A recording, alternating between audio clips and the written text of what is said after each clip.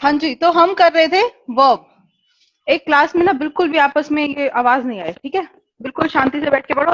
I don't think so मेरी class में आवाज आनी भी चाहिए, आपस में बात करने की तो जरूरत वैसे भी नहीं पड़ती, जिन्होंने लगा रखे उनको पता है। हाँ, तो वर्ब कितने टाइप की होती है? पुराने वाले कितने टाइप की होती है? बिल्कुल भी याद नहीं है। वर्ब होती है दो तरह की। कौन सी? एक होती है हेल्पिंग वर्ब, एक होती है मेन वर्ब। साथ साथ नोट डाउन मत करो, कोई बात नहीं, नोट डाउन करने का पूरा टाइम दूंगी, सिर्फ अभी देखो और समझो। अच्छा, अब ये वर्ब होती क्या है? हमने ये तो देखा वर्ब होती है दो तरह की, एक मेन वर्ब और एक हेल्पिंग वर्ब। लेकिन वर्ब क्या होती है? वर्ब होती है क्रिया। क्रिया पढ़ी है हिंदी में? क्रिया क्या होती है? किसी भी काम को करना। ठीक है, पढ़ते थे ना, जो शब्द किसी भी काम के होने या करने का बोध कराते हो उन्हें हम क्रिया कहते हैं। ठीक है, अब क्रिया को इंग्लिश में बोलते हैं वर्ब। जो हिंदी में पढ़ा है उसका इंग्लिश वर्जन पढ़ेंगे बस। अब वर्ब का मतलब है किसी भी काम का होना या किसी भी काम को करना। आप लोग पढ़ रहे हो, कोई काम कर रहे हो, ये क्या है? वर्ब है। मैं पढ़ा रही हूँ, वर्ब है। अगर ये फैन चल रहा है, वर्ब है। लाइट जल रही है, वर्ब है। ठीक है, जो भी काम हमारे आसपास हो रहा है वो क्या है? वर्ब है।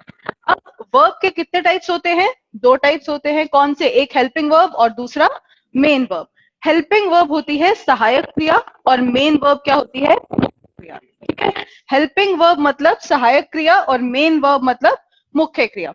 अब मेन वर्ब की बात करेंगे, जैसे कि हमने अभी बोला कि मैं पढ़ा रही हूँ, तो मेन काम क्या कर रही हूँ? पढ़ाने का। तो वो क्या है? मेन वर्ब है। अब जो इस वर्ब की हेल्प करेगी सेंटेंस को कंप्लीट करने में, सेंटेंस को करेक्ट करने में, वो होगी हेल्पिंग वर्ब। जैसे एक एग्जांपल लो, मैंने लिखा आई टीचिंग। क्या ये ठीक है? I teaching. कौन कौन कह रहा है कि करेक्ट है ये सेंटेंस? गलत है। अच्छा, अगर मैं लिखती हूं आई एम टीचिंग, अब क्या है? अब ये सेंटेंस करेक्ट है। अब यहां पे मेरा मेन काम क्या हो रहा है? टीच करने का, पढ़ाने का। तो ये पढ़ाना क्या है? मेन वर्ब है। लेकिन मेन वर्ब को आने में हेल्प किसने की? एम ने। तो ये एम क्या है? ये है हेल्पिंग वर्ब। अब यहां तक एकदम क्लियर है? वर्ब कितनी तरह की होती है? दो तरह की, हेल्पिंग वर्ब और मेन वर्ब। अच्छा, अब मुझे एक बात बताएंगे, यहां तक किसी को कोई भी डाउट नहीं? आगे बात करेंगे हेल्पिंग वर्ब। हेल्पिंग वर्ब भी और दो तरह की होती है। कौन सी? हम्म एक तो होते हैं मॉडल्स, सुने, और होते हैं primary auxiliary verbs.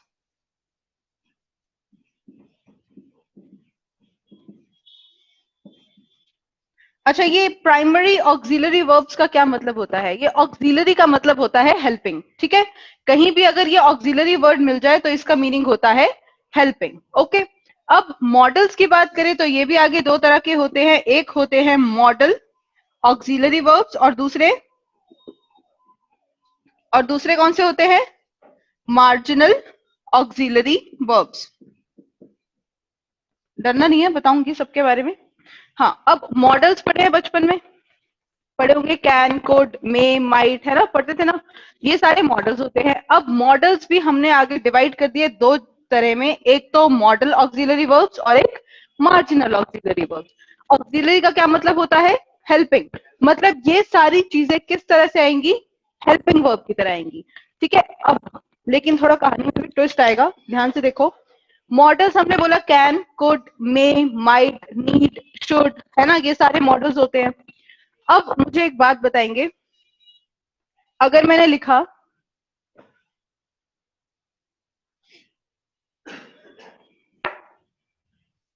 I can lift this box, सबसे पहले मुझे ये बताओ इसमें वर्ब कौन सी है? वर्ब क्या है? लिफ्ट। अच्छा, जो कह रहे हैं कि लिफ्ट है इसके अंदर मेन वर्ब, वो हैंड रेज कर लो। बड़ी इंटेलिजेंट हो सब। अच्छा, जो कह रहे हैं लिफ्ट नहीं है वो, अच्छा लिफ्ट नहीं है मेन वर्ब। अच्छा, और बाकी के? ठंड है, हाथ ही बाहर नहीं निकल रहे। अच्छा, पार्टिसिपेट किया करो क्लास में, ठीक है ना? मैंने मारना है ना, ही तुम्हारी नेगेटिव मार्किंग होगी अभी। ठीक है, क्लास में पार्टिसिपेट करा करो, नहीं भी आता तो भी चलेगा। ज्यादा से ज्यादा गलती हो जाएगा और क्या हो जाएगा? हमें यहाँ सजा थोड़ी मिल रही है कोई, एटलीस्ट जिस जो आप गलत करोगे ना, वो आपको हमेशा याद रहेगा कि ये क्लास में गलत किया था, और वो एग्जाम में कभी गलत नहीं होगा।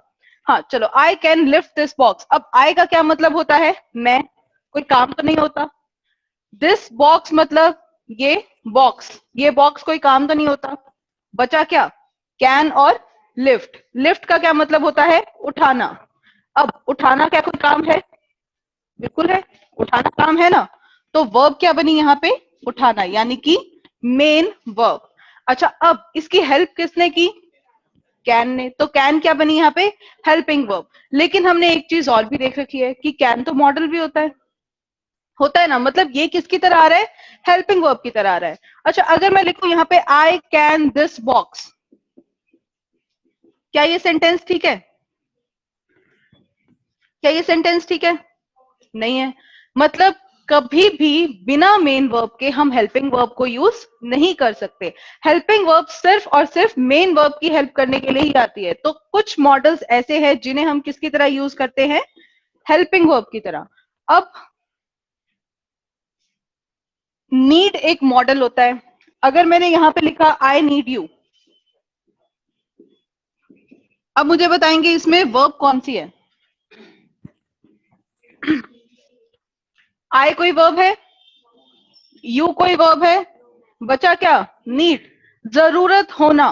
कोई भी काम है ना, किसी भी काम का होना, ठीक है, तो जरूरत होना है नीड। अब नीड यानी कि वर्ब है। अब इस हेल्पिंग वर्ब दिख रही है कहीं पे? हेल्प किसने की? किसी ने भी नहीं की। मतलब यही अपने आप में मेन वर्ब है और यही हेल्पिंग वर्ब है। अब मैं एक और सेंटेंस लिख रही हूं।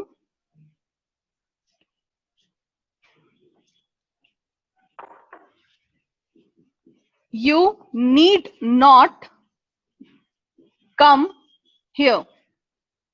यहां बताएंगे मेन वर्ब कौन सी है? You need not come here. Come main verb come है? कौन कौन कह रहा है मेन वर्ब कम है? क्या बात है, क्लास के 10-15 मिनट में बड़े इंटेलिजेंट हो गए तुम सब। हाँ, तो कम क्या है यहाँ पे? Main verb. अच्छा, इस कम की कोई हेल्प कर रहा है? कौन हेल्प कर रहा है? नीड। तो ये क्या है? Helping verb. लेकिन यहाँ पे क्या ये हेल्पिंग वर्ब थी? नहीं थी। यहाँ पे ये मेन वर्ब थी। तो मतलब हमें ये पता चला कि कुछ मॉडल्स ऐसे भी होते हैं जो हेल्पिंग वर्ब की तरह भी आते हैं और मेन वर्ब की तरह भी आते हैं। उन्हें हम बोलते हैं मार्जिनल ऑक्सिलरी वर्ब्स। और ये दो ही तरह के होते हैं, एक होता है नीड और एक होता है डेयर। एक होता है नीड और दूसरा कौन सा होता है? डेयर। उसके अलावा जितने भी मॉडल्स हैं वो सारे होते हैं मॉडल ऑक्सिलरी वर्ब्स, और वो कभी भी मेन वर्ब की तरह नहीं आएंगे। जैसे हमने बोला था I can lift this box, यहाँ पे कैन क्या था? हेल्पिंग वर्ब थी ना। लिफ्ट क्या थी? मेन वर्ब थी। लेकिन अगर मैं बोल दूं आई कैन दिस बॉक्स, मैं उसे मेन वर्ब नहीं बना सकती, राइट? तो वो हमेशा किस तरह से आएगा? हमेशा सिर्फ और सिर्फ हेल्पिंग वर्ब की तरह ही आएगा। ठीक है, समझ आ गया? यहां तक कोई भी कंफ्यूजन है? आगे चलते हैं हम प्राइमरी ऑक्सिलरी वर्ब्स पे। ये होती है तीन, बी, डू और हैव। याद कर लो कितनी होती है? तीन होती है। कौन सी? बी, डू और हैव। अगर मैंने बोला बी, तो क्या सिर्फ बी ही प्राइमरी ऑक्सिलरी वर्ब्स होगी या और भी हो सकती हैं? मैंने आपको बी की फॉर्म्स याद करवाई थी फर्स्ट डे एक ही दिन लगा था। हाँ चलो, तो मैंने आपको बी की कुछ फॉर्म्स याद करवाई थी। अब जिन्हें याद है वो एक बार बोलेंगे। बी को प्रेजेंट में क्या बोलते हैं? Is am are. पास्ट में क्या बोलते हैं? Very good. Third form? ING form? Being. चलो अब सब याद करेंगे। बी को हम प्रेजेंट में बोलते हैं इज एम आर। पास्ट में इसे हम यूज करते हैं वॉज, वर्ड। थर्ड फॉर्म होती है बीन और आईएनजी फॉर्म होती है बीइंग। ठीक है, याद हो गया अच्छे से? एक बार बोर्ड पे देख के बोलोगे बी को प्रेजेंट में क्या बोलते हैं, पास्ट में क्या बोलते हैं, थर्ड फॉर्म क्या होती है, आईएनजी फॉर्म क्या होती है। अब अपने अपनी आंखें बंद करो फटाफट, आंखें बंद। हाँ, बी को प्रेजेंट में क्या बोलते हैं, पास्ट में क्या बोलते हैं, थर्ड फॉर्म क्या होती है, आईएनजी फॉर्म क्या होती है। कभी भूलोगे तो नहीं? अब कोई बता दोगे ना? हाँ चलो, अब डू को पास्ट में बोलते हैं हम डिड। क्या बोलते हैं पास्ट में? डिड। और इसका जो सिंगुलर फॉर्म होता है वो होता है डज। क्या होता है? डज। सिंगुलर मतलब एक वचन, प्लूरल मतलब बहुवचन। अगर एक पर्सन कोई भी सिंगुलर है, राम, श्याम, ही, शी, तो उसके साथ में क्या लगाऊंगी? डस लगाऊंगी। अगर प्लूरल है, एक से ज्यादा है, तो क्या लगाऊंगी? डू लगाऊंगी। अगर पास्ट की बात करूंगी तो क्या लगाऊंगी? डिड लगाऊंगी। फिर हैव की बात करेंगे, सिंगुलर फॉर्म होती है इसकी हैज, और पास्ट फॉर्म क्या होती है? हैड। मैंने आपको क्या बोला था? प्राइमरी ऑक्सिलरी वर्ब्स कितनी है? 3। कौन सी? बी, डू और हैव। अब बी, डू और हैव का मतलब होता है ये सब। क्या है ये? Primary auxiliary verbs. याद हो गई? याद करेंगे 3 वर्ब से, बी, डू, हैव। बी के बाद अपने आप हमें सब याद आ जाएंगी, डू के साथ की सब याद आ जाएंगी, और हैव के साथ की सब याद आ जाएंगी। अब ये सारी वर्ब्स को देखो और मुझे बताओ इन्हें हम कैसे यूज कर सकते हैं? हेल्पिंग वर्ब की तरह, ऑप्शन ए है हेल्पिंग वर्ब की तरह, ऑप्शन बी मेन वर्ब की तरह, option C both, option D none of these. जिन्होंने पहले क्लास लगा रखी है वो बिल्कुल चुप रहेंगे, वो बिल्कुल नहीं बताएंगे। कैसे यूज करते हैं इसे? जिनकी फर्स्ट क्लास है सोच लो।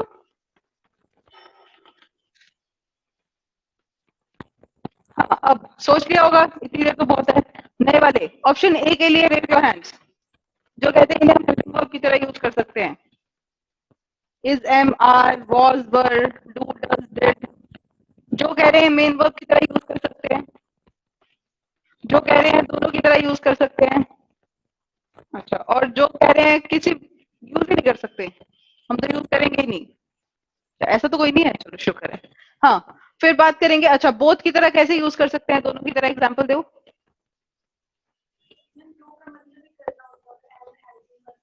हम्म, अच्छा, तो बोथ की तरह यूज कर सकते हैं। अच्छा चलो, अब मैं एग्जाम्पल देती हूँ आपको, सिंपल सा, एक ही वर्ब को लेके।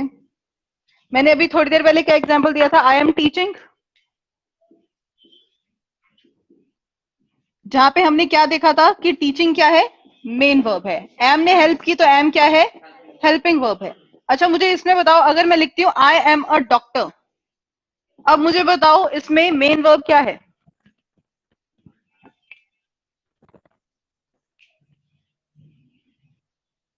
सोचो। अच्छा, आई कोई वर्ब है? डॉक्टर कोई वर्ब है? बचा क्या? एम। ये भी एक इंसान है, ये भी एक इंसान है, तो बचा क्या? सिर्फ एम। तो यही वर्ब होगी।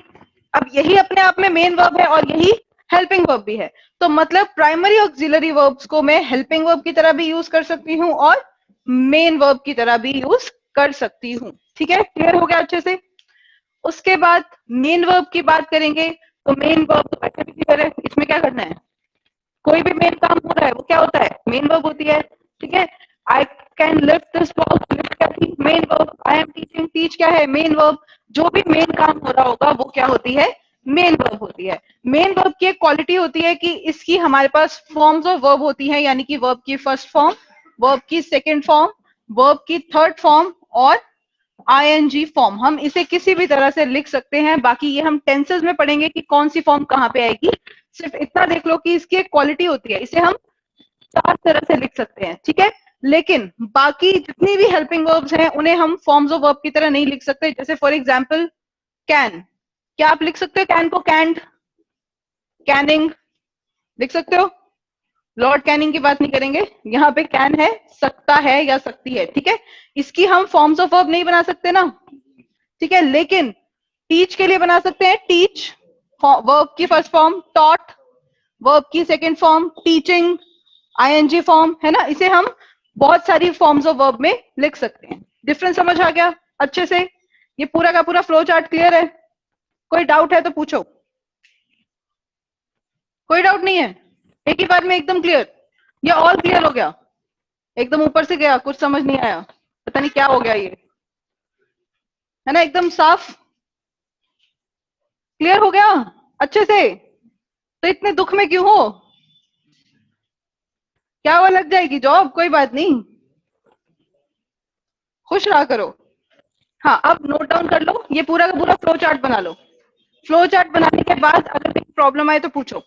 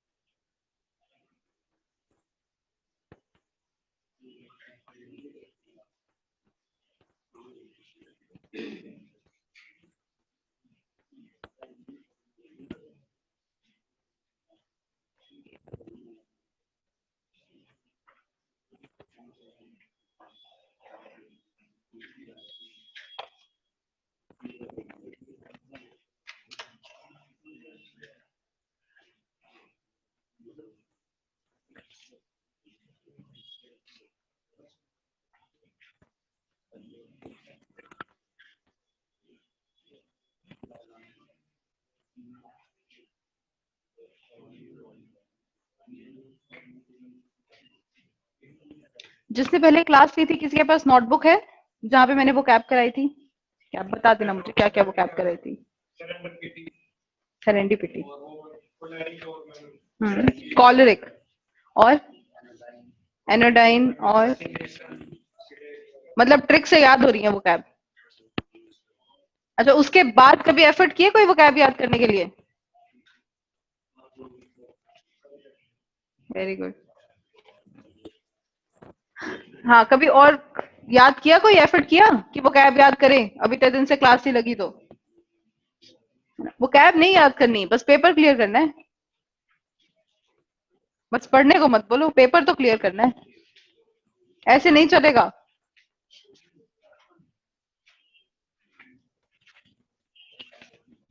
डन? कर लिया सबने नोट डाउन? अच्छा, अब जो नए स्टूडेंट्स हैं उनके लिए झटका ये कि हमारा इंग्लिश का 60% सिलेबस ग्रामर पे नहीं, वो कैब पे डिपेंडेंट होता है। ठीक है?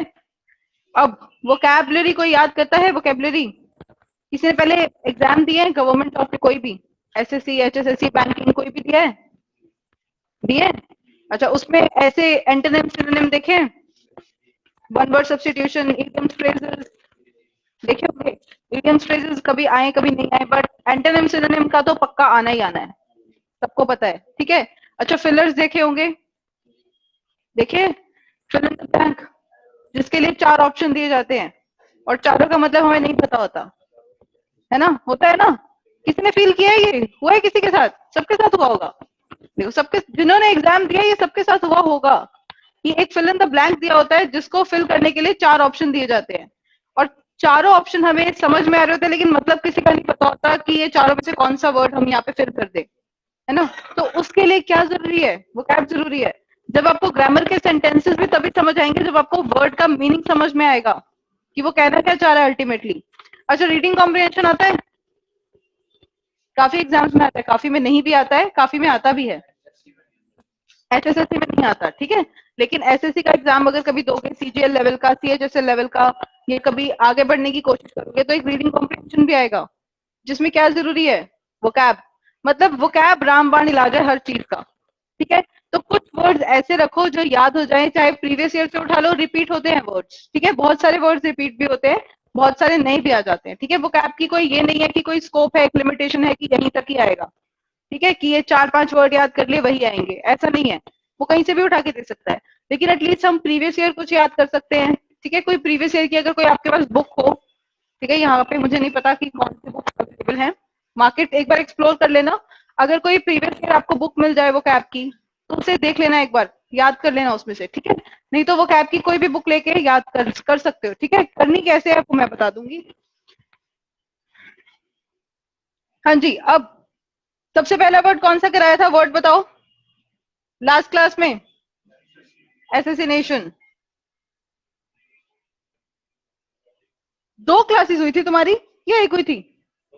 2 हुई थी ना?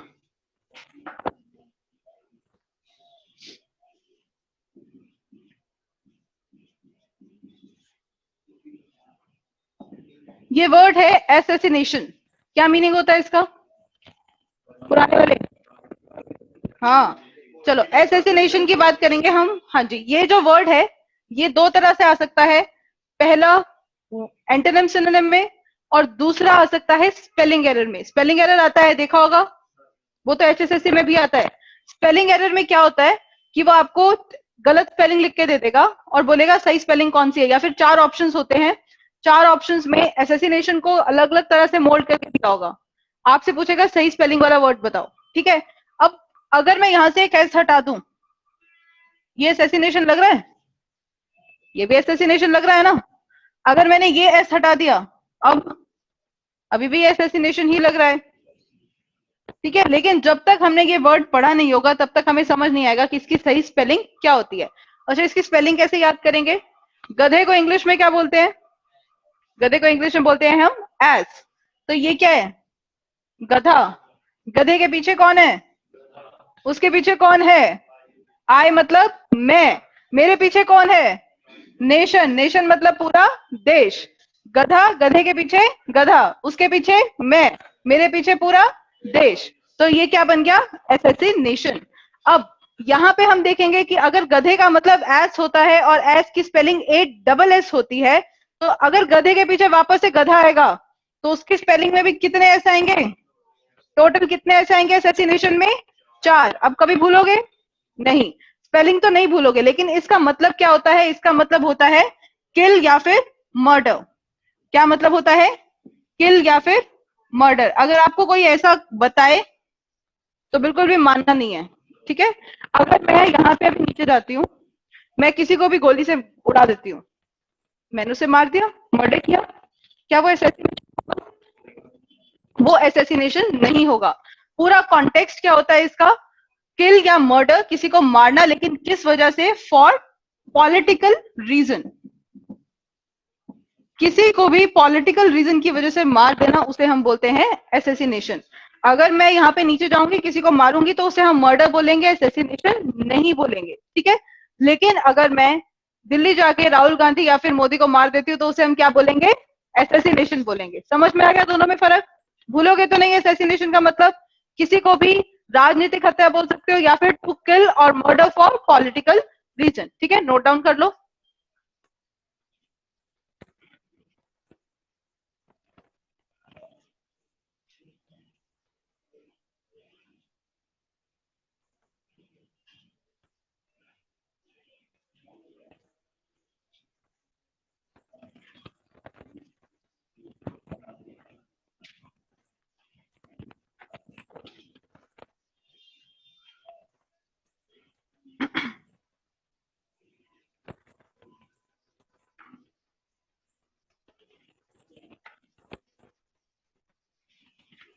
नेक्स्ट वर्ड क्या कराया था?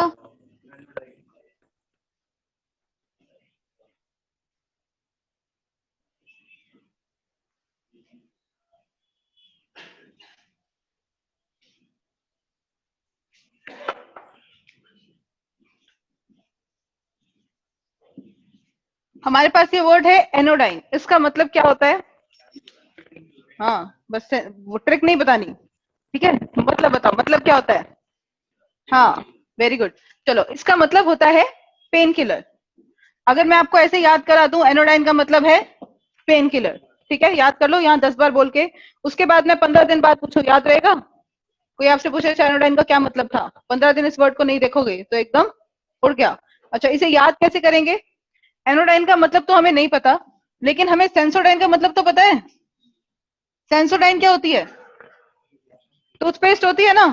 सेंसोडाइन क्या करती है? दांतों में सेंसिटिविटी हो, हाँ, तेज झंझनाहट हो, तो क्या लगाए? क्या लगाए? सेंसोडाइन लगाए। सेंसोडाइन से क्या मिलता है? रिलीफ मिलता है ना, पेन को हटाती है सेंसोडाइन। तो जब Sensodyne is a pain killer, तो सेंसोडाइन से एनोडाइन याद हो जाएगा। ठीक है, तो एनोडाइन का क्या मतलब होगा? Pain killer. याद हो गया एनोडाइन? भूलोगे तो नहीं। एनोडाइन वर्ड देखते ही सेंसोडाइन दिमाग में आ जाना चाहिए।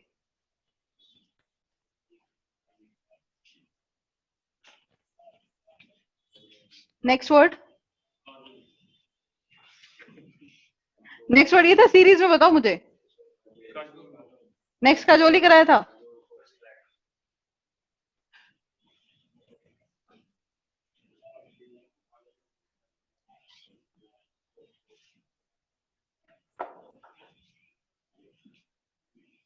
नेक्स्ट वर्ड है हमारा काजोल। ठीक है, काजोल का क्या मतलब होता है? कॉक्स। कॉक्स का क्या मतलब होता है? फ्लैटर। और जिनकी आज फर्स्ट क्लास है उनको ये तीनों का मतलब ही नहीं पता। जिनकी फर्स्ट क्लास है पता है? फर्स्ट क्लास वाले कौन है? पता है किसी इन तीनों में से किसी का मतलब नहीं पता? समस्या बढ़ गई? मीनिंग नहीं बताया, समस्या बढ़ाई है। हाँ, चलो अब ये बताओ, काजोल किसकी फेवरेट हीरोइन है? हाँ, पुराने वाले, तुम्हें क्या बोला था? फेवरेट हीरोइन कौन सी रखनी है? अगर एचएसएससी निकालना है तो फेवरेट हीरोइन कौन है? काजोल। हाँ, चलो अब अगर काजोल ने ऐड करी है टीवी पर, किसकी ऐड करी है? कोक की। और वो कौन है? हमारी फेवरेट एक्ट्रेस। तो हम क्या करेंगे? कोक पियोगे ना? पेप्सी तो नहीं पियोगे फिर? फेवरेट एक्ट्रेस है, थोड़ी बहुत तो रिस्पेक्ट रखनी पड़ती है ना। कि अगर काजोल ने हमें एकदम फ्लैटर करते हुए कहा है, अब सबको पता है कि कोक हेल्थ के लिए अच्छी नहीं होती है ना, जूस पियो वो हेल्थ के लिए अच्छा है। लेकिन क्योंकि काजोल ने जूस की तो ऐड नहीं की, उसने तो कोक की है, तो हम क्या पियेंगे? कोक पियेंगे। कोक से कॉक्स याद हो गया, काजोल से काजोल याद हो गया। लेकिन याद रखना, ये काजोल नहीं है, ठीक है? ये काजोल है, CA। ओके, और इसे कैजोल नहीं, इसे काजोल ही बोलते हैं। ओके, ये काजोल है। काजोल का मतलब क्या होता है? कॉक्स। उसके बाद कॉक्स का मतलब होता है फ्लटर। फ्लटर का मतलब होता है किसी की चापलूसी करना या फ्लटरिंग करना। ठीक है, उसने हमें अपनी मीठी मीठी बातों में फंसाने के लिए हमारी चापलूसी की कि आप कोक पियो, और हम उसकी बातों में आ गए। हमने क्या पी? Coke P. अब तीनों का मतलब याद हो गया। काजोल ने ऐड करता है जब कोई, तो चापलूसी करता है ना अपने ब्रांड के लिए, है ना? तो फिर उसने की चापलूसी, इसे हम बोलते हैं फ्लटरिंग करना। ठीक है, फ्लटर के आगे ING लगा दोगे तो फ्लटरिंग करना। ठीक है, अब Flutter is a verb, verb है ये। ठीक है, उसके बाद याद कर लो सीधा, काजोल, कॉक्स, फ्लटर, तीनों का क्या मतलब होता है? चापलूसी करना।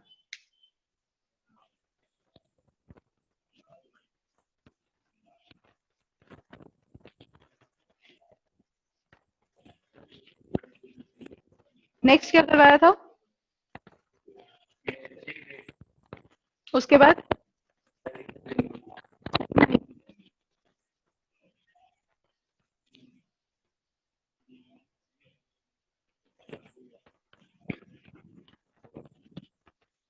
डन।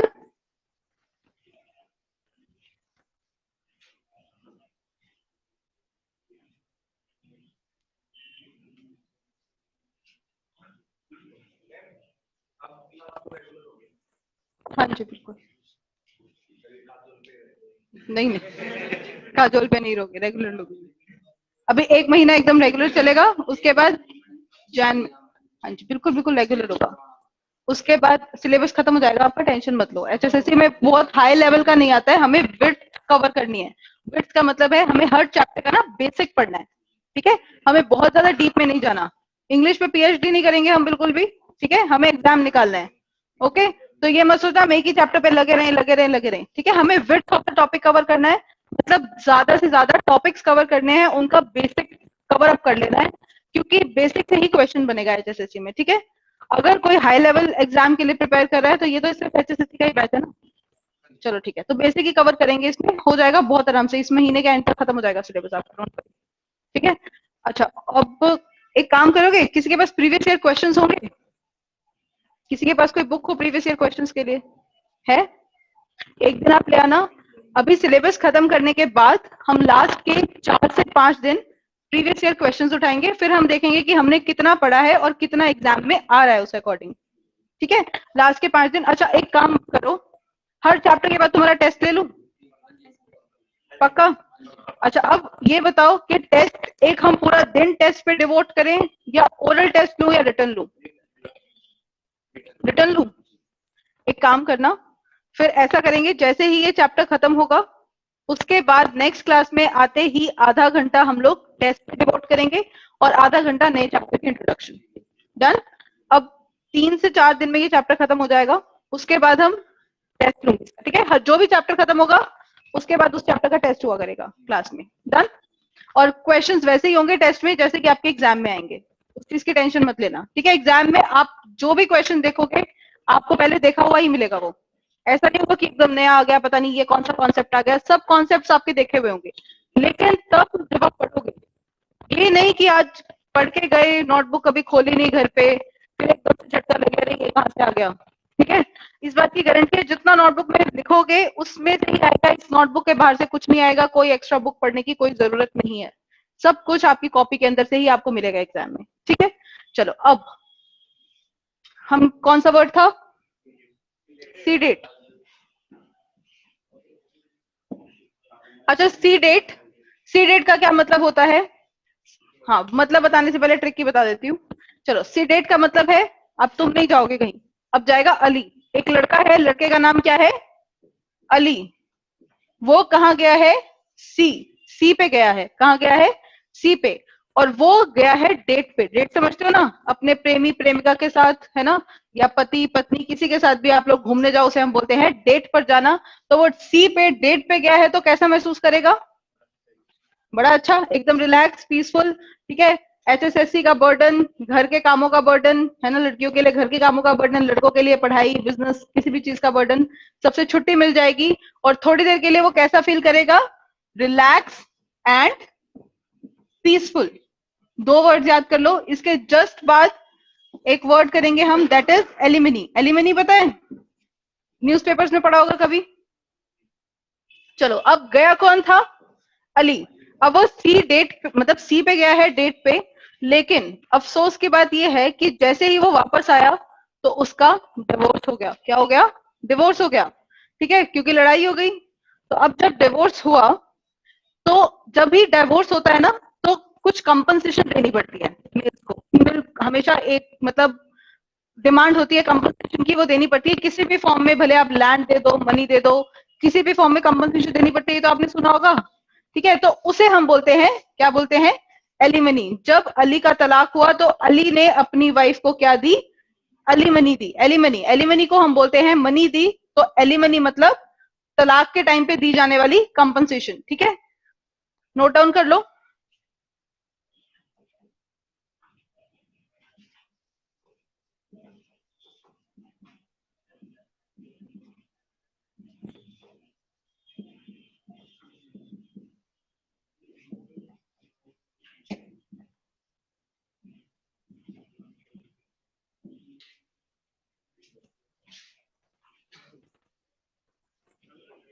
सी डेट का मतलब होता है रिलैक्स एंड पीसफुल, एलिमनी का मतलब होता है कंपनसेशन जो हम तलाक के टाइम पर देते हैं।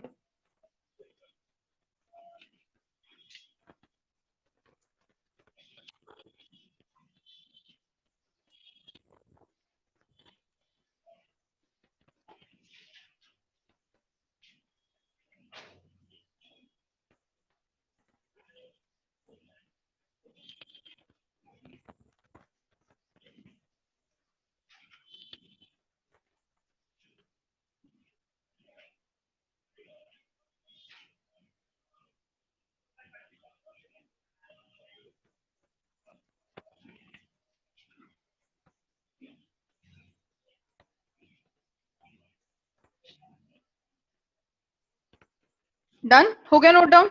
वापस आते हैं ग्रामर पे, हेडिंग डालेंगे can and could, can and could.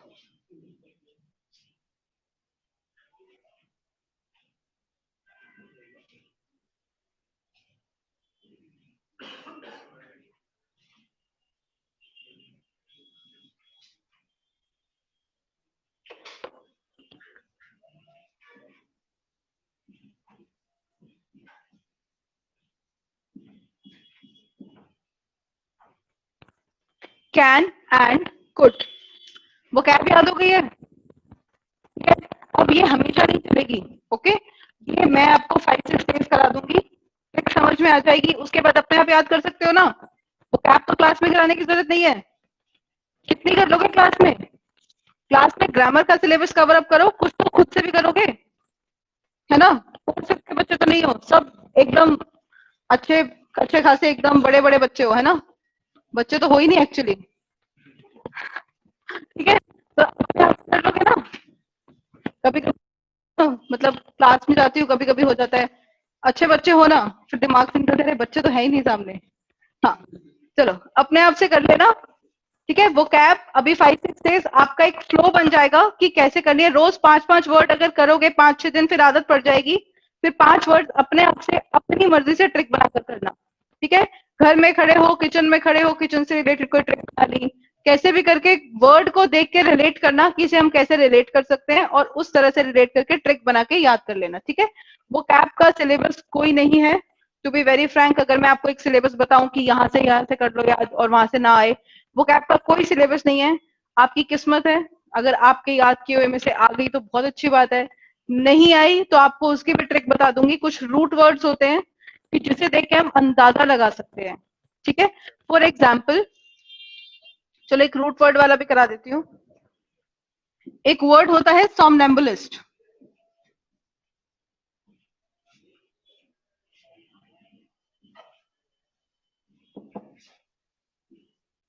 एक वर्ड है सोमनेम्बुलिस्ट। अच्छा, अब यहां पे एक रूट वर्ड होता है हमारा, एंड दैट इज कॉल्ड सोम। सोम का मतलब होता है स्लीप। ठीक है, सोम का क्या मतलब होता है? स्लीप। अब आप इसे किस तरह से करेंगे, ध्यान से देखो। अब सोम का आपको मतलब पता है, सोम इज अ रूट वर्ड जिसका मतलब होता है स्लीप। मान लो आपकी किस्मत बड़ी अच्छी है, ठीक है, एकदम बढ़िया किस्मत लेके पैदा हुए हो सबके सब, तो क्या होगा, आपके पास 4 ऑप्शंस होंगे। चारों में से जिस ऑप्शन, जो भी ऑप्शन स्लीप से रिलेटेड होगा, वो क्या होगा हमारा आंसर। हमें सोमनेम्बुलिस्ट का मतलब नहीं पता कि क्या होता है, लेकिन हमें सोम का मतलब पता है। हमने सोमनेम्बुलिस्ट में सोम देख लिया, हमें पता है इसका मतलब स्लीप से रिलेटेड होता है। अगर 4 ऑप्शंस में से एक ऑप्शन है स्लीप से रिलेटेड, तो वो आंख बंद करके टिक कराना, एकदम ठीक होगा। इस तरह से हम गेस वर्क भी कर सकते हैं। फिर उसके बाद अगर किस्मत बड़ी ही बेकार है, मतलब पता नहीं कहां इतनी बेकार किस्मत है उस दिन, और उस दिन 2 ऑप्शंस आ गए स्लीप से रिलेटेड, तब तब गैस वर्क नहीं चलेगा। तब आपको सोमनेम्बुलिस्ट का मतलब पता होना बहुत ज्यादा जरूरी है। ठीक है, अगर गैस वर्क हम तब कर सकते हैं, गैस वर्क सिर्फ एक हमारे पास ऑप्शन रहता है कि अगर मान लो ऐसा कुछ हो जाता है कि हम गैस वर्क कर पाए, मतलब अगर मान लो एक ही ऑप्शन आ रहा है स्लीप से रिलेटेड, या ऐसा कोई ऑप्शन आ रहा है, तब हम गैस वर्क कर सकते हैं। ठीक है, अच्छा, नेगेटिव मार्किंग नहीं होती है ना, कुछ लोग बोलते हैं बहुत बड़ा फायदा है ये फायदा नहीं है। नेगेटिव मार्किंग हो या ना हो उससे फर्क नहीं पड़ता है। क्यों नहीं पड़ता है पता है? आप अगर सही सही नहीं कर रहे हो, सिलेक्शन कौन लेके जाएगा? सही करने वाला। आपको वहां पे 0 मार्क्स मिले है ना। ठीक है, अगर मान लो कट ऑफ गई है 146, आप कह रहे हैं 145, सिलेक्शन कौन लेके जाएगा? 146 वाला।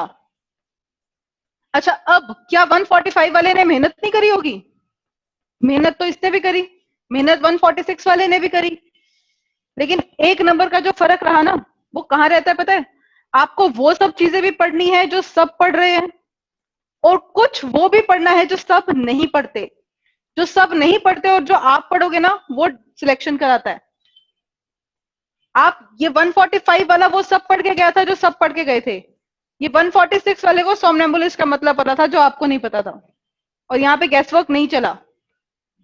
ये शायद आपसे कुछ एक्स्ट्रा पढ़ के गया, जो सब नहीं पढ़ते वो चीज सिलेक्शन दिलाती है। समझ में आया? ये नहीं है कि जो सब नहीं पढ़ रहे सिर्फ वही पढ़ना है, जो सब पढ़ रहे हैं वो तो पढ़ना ही है, लेकिन कुछ थोड़ा सा पार्ट हमें बाकी लोगों से एक्स्ट्रा पढ़ना है जो हमें सिलेक्शन दिलाएगा। ये तो मानते हो ना, 145 वाले ने भी मेहनत की, 146 ने भी मेहनत की, लेकिन सिलेक्शन तो 146 वाले लेकर जाता है ना। ठीक है, चलो, अब सोमनेम्बुलिस्ट का मतलब होता है स्लीप वॉकर। नींद में चलने वाले को हम क्या बोलते हैं? सोमनेम्बुलिस्ट। ठीक है, सोम का मतलब पता है ना क्या होता है? स्लीप। याद हो गया सोमनेम्बुलिस्ट? आज की वो कैप तो नहीं भूलोगे, बाकी कल करेंगे।